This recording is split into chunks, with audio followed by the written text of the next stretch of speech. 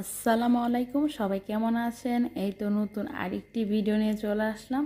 এই তো প্রতিদিন রুটিন, সকালে উঠতে নাস্তা করতেই হয়। এই তো এদিকে আজকে নাস্তা বানাবো সবজি দিয়ে। আজকে নুডলস রান্না করব। এই তো এদিকে সবজিগুলো আগে দিয়ে দিচ্ছি সিদ্ধ করার জন্য, আর নুডলসও দিয়ে দিচ্ছি। আর ওই দিকে এখন পাইপেনটা বসিয়ে পেঁয়াজটা এখন ভেজে নিব, আর সাথে ডিমটাও দিয়ে দিব, দিয়ে টমেটো আর ক্যাপসিকাম ভালোভাবে ভেজে নিব। এই তো সব কিছু ভাজা শেষ, এখন নুডলসটা দিয়ে দিলাম, আর এদিকে মশলাটা দিয়ে ভালোভাবে এখন মিক্স করে নিতেছি। এই তো আমার নুডলস হয়ে গেছে, এখন চলে যাব সকালের নাস্তাটা করে নিবে। এখন এই তো সব রেডি। এই তো আমি সবসময় নাস্তা বানাই রাত্রে আর সকালের জন্য, সবসময় বলতে মধ্যে মধ্যে আর কি। এই তো এদিকে আমরা নাস্তা করতেছি। আমি আর সবসময় এক প্লেটই খাই বেশিরভাগই। আর এদিকে তো দুই মেয়েকে একটু নুডলস দিলাম তাদের বাটিতে, তারা যে কী যে ডং করতেছে আল্লাহ, তাদেরকে না দেখলে বোঝা যাবে না। কিন্তু এদিকে আর সবগুলাই নষ্ট করে তারা সবটা বিছনা ভরিয়ে ফেলছে। আর এদিকে আমি বলছি মেজে তুমি কী করতেছে, বলছে আমি নুডলস খাই নুডলস।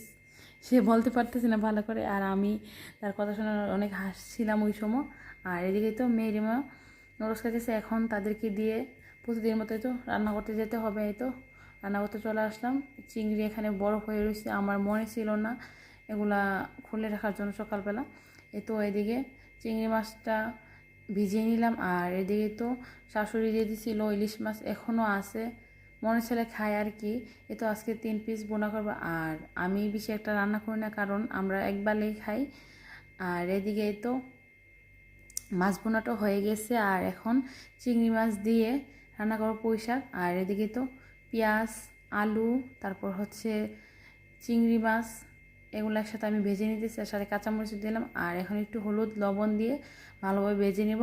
আর এখন দিয়ে দেবো একটু রসুন আর পেঁয়াজ আদা বাটা দিয়ে এখন ভালোভাবে আবার একটু ভেজে নিব।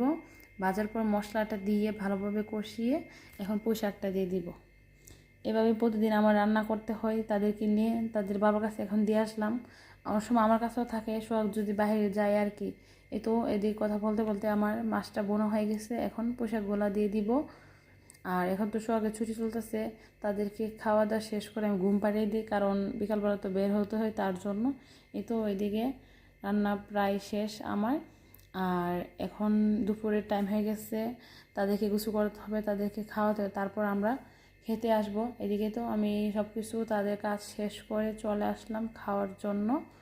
তো আমি একটা মাছ বোনা নিলাম আর একটু পুঁই শাক নিয়ে নিলাম। আমি সবসময় প্লেটে এভাবে বেড়ে নিই, এভাবে প্লেটে নিলে আমার কাছে ভালো লাগে খেতে। তো এখানে আমি খাবারটা শেষ করে নিয়েছি, আর তরকারিগুলো খেতে মাশাআল্লাহ অনেক মজা হয়েছিল।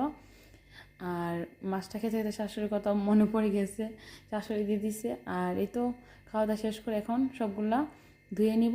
তো ধোয়ার পরে এদিকে মেহেরিমা আর আমি একটু কথা বলতেছি। বলতেছি তুমি কি বাহিরে যাবা? সে বলতেছে হুম হুম আমি তো বাহিরে যাব। আর এদিকে তারা দুই বোন আম খাইতেছে, আর মেয়াজিমে একটু একটু করে আঙুল দিয়ে সে খাইতেছে। তার খাবারটা দেখে আমার কাছে অনেক ভালো লাগতেছে। আর এদিকে সে এই বক্সটার ভিতরে চামচটা ঢোকানোর জন্য সে কান্না করতেছে, আবার হাসতেছে। তার এই ঢঙ্গগুলো আমি দেখতেছি। আর বিকালবেলা নাস্তা ডাল দিয়ে পুরি বানালাম। আর এদিকে তো বের হয়ে গেলাম বিকেলে ঘোরার জন্য। আর মেয়ের এখানে ডং করতেছে, তার ভিডিওটা এখন করে নিতেছি। আর এদিকে মেয়ে যেমন খেলতেছে, তারা পার্কে আসলে জুতোটা খুলে নিয়ে আমি খুলে দিই। সবাইকে বলো তুমি জুতোটা খুলে দিই, তারা তো আর মাটি পারে না, তারা এখানে আসলে মাটিগুলো পারবে। আর আমি বাসায় নিয়ে আবার তাদের শরীর পা সবগুলো আমি মুছেও দিই। তো এদিকে তারা খেলতেছে, আর এখন চলে যাব বাসায়। আর এখানে মেয়ে যাবি ফুল দেখে সে তো অনেক খুশি। মেয়ে ছেলে থেকে মেয়ে রিমা বেশি খুশি, সে ফুল অনেক পছন্দ করে, তাকে ফুল দিলে আর কিছুই লাগে না, সে একটু জ্বালাতন করবে না। আর এই তো সময় হয়ে গেছে, এখন চলে যাবে বাসায়। সবাই আমার দুই মেয়েকে দেখে মাশাআল্লাহ বলবেন, জানি না কতটুকু সুন্দর। আর সবাই ভালো থাকবেন, আমাদের জন্য দোয়া করবেন। আল্লাহ হাফেজ।